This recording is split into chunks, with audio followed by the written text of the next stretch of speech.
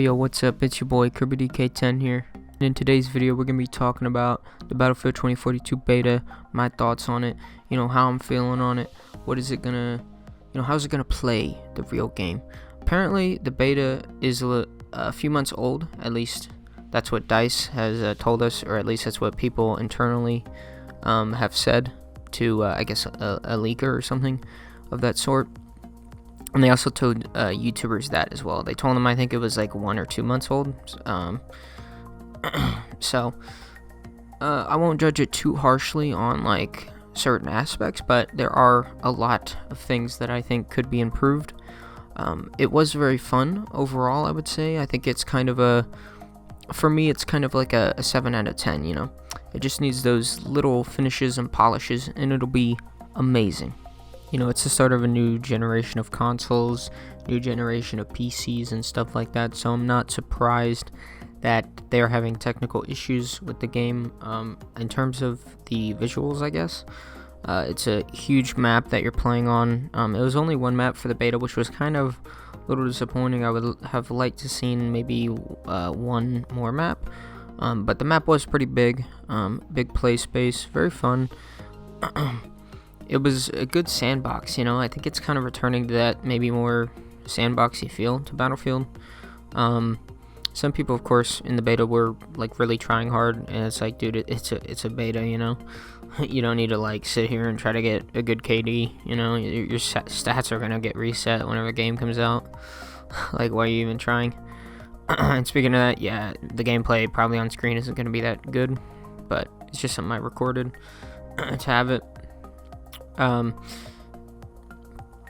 So I think the gameplay is very nice. Looks very, it plays very much like a kind of a stiffer Battlefield game. Maybe I kind of want to compare it to like a Battlefield, like almost like a Battlefield Bad Company 2 sort of stiffness mixed with like Battlefield 5.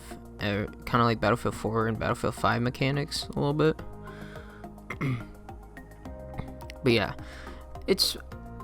I think the gameplay is overall pretty good, and I love the setting of the game. It's honestly one of the most unique settings they could have gone with. I think it's a very nice setting. It's one setting that we have not really seen much, I would say, in gaming, at least in more of the recent years, kind of 2019, 2020. We haven't really seen many first-person shooters go for a kind of near futuristic style. Last time we had it in Battlefield, it would have been Battlefield 4. It's my favorite Battlefield game, so immediately whenever they revealed this game, I was very excited, and I wanted to try it as soon as they revealed it, of course. And especially after playing Battlefield 1 and Battlefield 5, both games, set in World War I and World War II, which is fine. That's cool to have games set in those time periods, especially World War I. It's very interesting. It's not a game, or it's not a war that has been represented in many games, and I was really interested to play those games, but they're not kind of my thing, Or playing World War II, older game, or like, I guess, sort of past war kind of games aren't really my thing. I wasn't really big on the original Black Ops. In fact, it's not, besides the zombies at least, it's not really my favorite multiplayer, and that's probably blasphemy to a lot of people, but it just really wasn't. I'm not a big fan of World at War either, Call of Duty World War II, stuff like that. And this review is coming from a Call of Duty player's perspective as well, so I'm not too, I would say I'm familiar enough with Battlefield, but I'm not like a main Battlefield kind of YouTuber, I would say.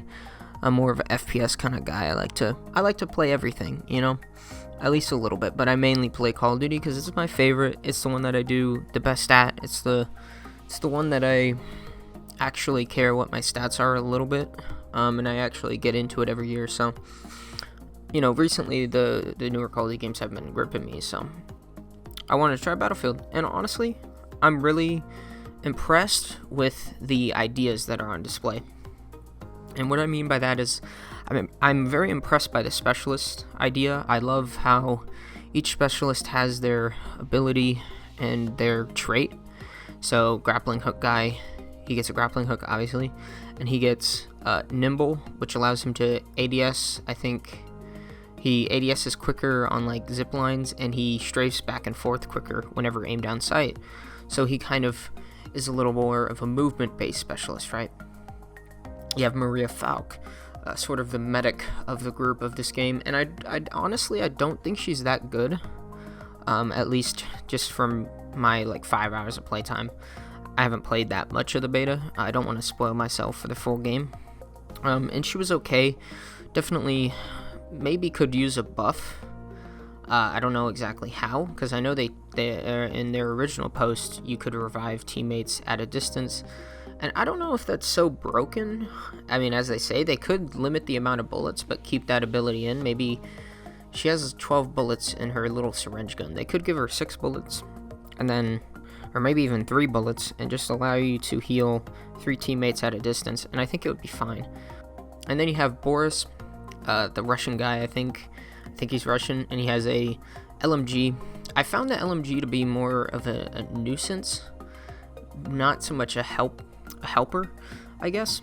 At least whenever I fought enemy Borises, it seems like he's a very sort of stay in your ground kind of character. Like, you place his turret on one side of the door of a doorway, and then you sit on the other side and you kind of crossfire with the turret a little bit, maybe.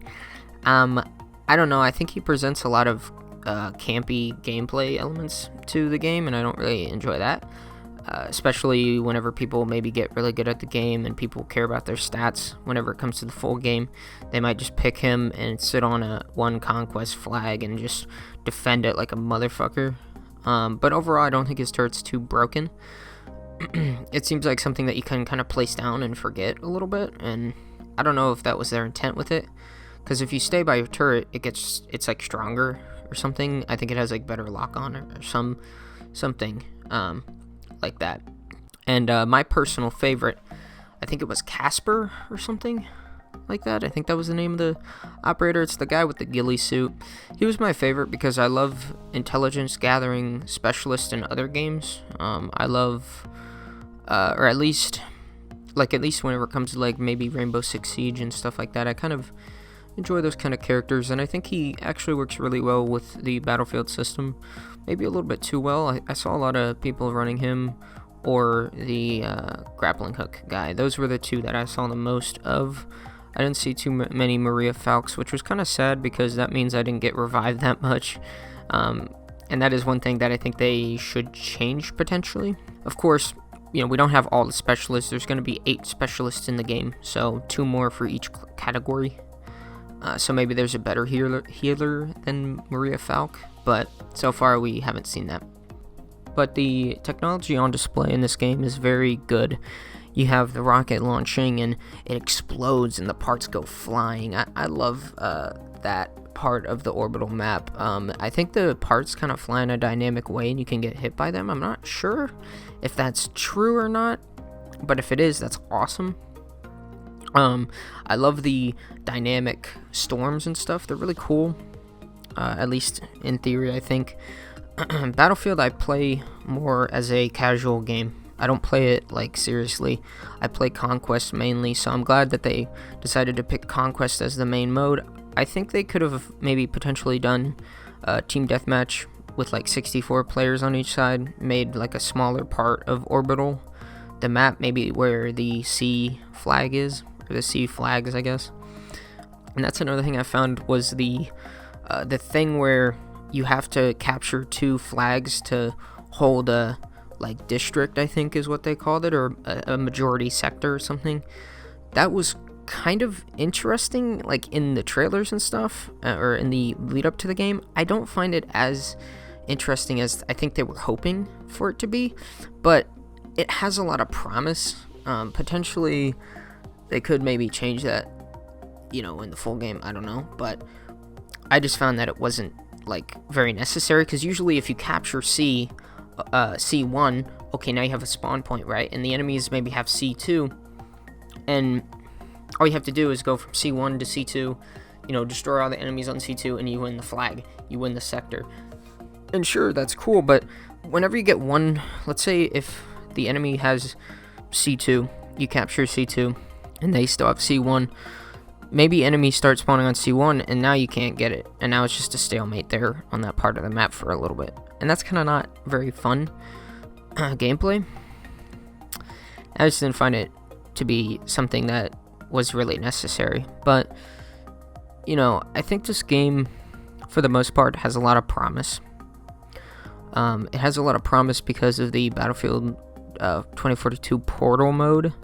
Really interested in seeing what people do with that. It's sort of like a custom game mode where you can kind of create your own little games and stuff. I want to see potentially someone do like kind of a grind mode where you can just sit in there and like level up your guns or something, or progress. I don't know, it'd be interesting. And I'm kind of excited to see like 64 World War II soldiers versus 16 2042 soldiers, something like that. Something interesting, and they haven't showed that in the All Out Warfare game mode. I was hoping to see a little bit more in terms of the performance of the game. It seems to not really run that well on PC, and I'm running with a 3080 with an i9 processor, so it should be fine. And it has a lot of issues with stuttering and stuff. I found that, especially whenever loading into a match. And I do have it on a hard drive, but that shouldn't matter too much. I mean, it's like a new hard drive. It shouldn't have slowed down by now. And it seems to be working pretty much fine, So I don't think it's the hard drive or anything like that. It has to be the game. And I saw a lot of other YouTubers talking about the performance of the game isn't really up to snuff. So I hope they fix that as well.